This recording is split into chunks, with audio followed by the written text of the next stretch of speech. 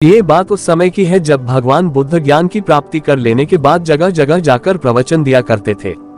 वो हर गांव में जाकर अपने ज्ञान का प्रसार करते। उनकी बातें हर किसी के जीवन को एक नया मोड़ देती थी। उन सब के बीच एक ऐसा व्यक्ति था जो गौतम बुद्ध के ज्ञान से बहुत ज्यादा प्रभावित था। वो उनके प्रवचन सुनने के लिए हर जगह पहुंच जाता।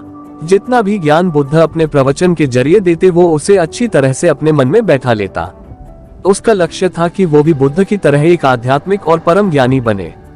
गौतम बुद्ध के प्रवचन सुनते सुनते उस व्यक्ति को साल भर हो गया।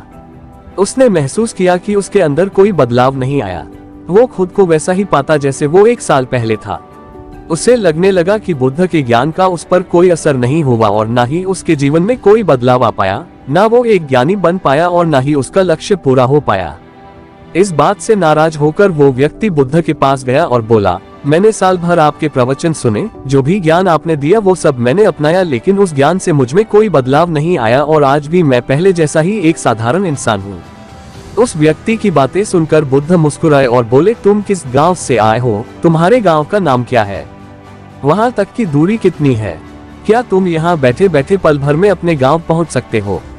बुद्ध के सवाल सुनकर उस व्यक्ति को गुस्सा आ गया। वो बोला, मेरा गांव बहुत दूर है, सही रास्ते पर और पैदल चले बिना मैं वहां नहीं पहुंच सकता।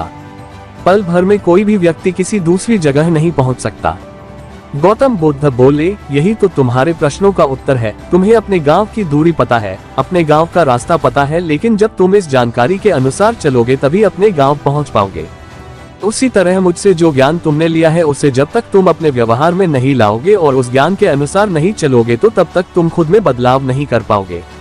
जितना जरूरी लक्ष्य की जानकारी होना है उतना ही जरूरी है उस लक्ष्य को पाने के रास्तों का पता होना।